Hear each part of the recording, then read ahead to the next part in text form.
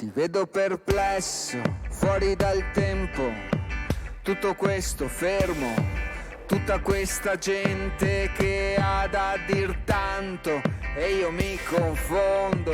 Ciao, sono Daniele Meneghin e scrivo canzoni. Ho fatto tutto e ci penso agli... Io ho sempre sentito la necessità di scrivere canzoni, fin da piccolissimo. La mia prima canzone l'ho scritta ancora prima di iniziare a studiare la musica, quindi ad apprendere l'arte di uno strumento. Ed è sempre stato un sentimento che ho volente o nolente. All'età di circa 20 anni ho sentito l'esigenza di iniziare a realizzare dei dischi, che poi fin da piccolino l'obiettivo mio era fare i dischi. E lo so che mi lascerai solo. Nel tempo ho conosciuto musicisti di spessore che mi hanno aiutato con gli arrangiamenti e col mettere in ordine le cose che scrivevo, e da lì ho iniziato a produrre i dischi. Il primo disco l'ho fatto nel 2003. A quell'epoca ho conosciuto tra i vari Osvaldo Di Dio, che è uno dei chitarristi italiani più forti tuttora, e con lui abbiamo sempre collaborato e mi ha sempre dato una mano nelle mie produzioni. Che decidono il futuro di tutto e di tutti. Con Osvaldo abbiamo lavorato anche al mio ultimo disco, che è il quinto, che si intitola Gesto Atletico. Gesto Atletico proprio perché contiene 12 brani strutturati in maniera diversa rispetto alla mia discografia precedente. Ci siamo focalizzati più sulla programmazione dei suoni e su una ricerca molto computeristica del suono. Una cosa a me un po' distante fino a qualche anno fa, però appunto con la collaborazione anche di Paolo Iafelice, che è il titolare dell'adesiva discografica, etichetta con la quale collaboro da un po' di anni, abbiamo deciso di dare questa nuova veste a queste canzoni, e da qui anche il titolo Gesto Atletico. Ducati di un altro mondo che adesso ci ha raggiunto e ci ha steso.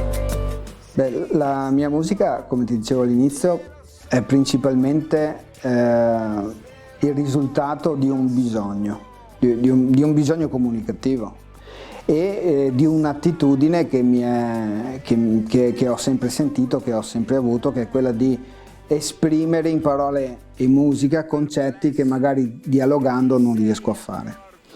E poi dico sempre: finché sentirò questo bisogno lo farò. È un po' come fa proprio parte del mio essere, non riesco a smettere, quindi finché ci sarà la voglia scriverò canzoni, anche perché la maggior parte delle canzoni mi escono, sento la necessità artistica del momento, quindi racchiudere il momento in parole e in musica. Non è un lavoro da artigiano che dico oggi scrivo una canzone, no, oggi la canzone si scrive perché ho la necessità di farlo. E per forza avrò paura di te. I testi appunto rispecchiano il mio pensiero, quindi parliamo sicuramente di vita vissuta, parliamo sicuramente di storie che ho visto e mi hanno colpito, temi anche legati alla natura, temi legati all'ambiente, cosa di cui mi curo e vivo profondamente, testi anche legati all'amore, alle storie che vedo, alle storie che vivo, quindi i testi nascono e vengono filtrati dai miei occhi e dal mio modo di vedere, ma nascono da esperienze di vita. Probabilmente il mio tempo a tempo,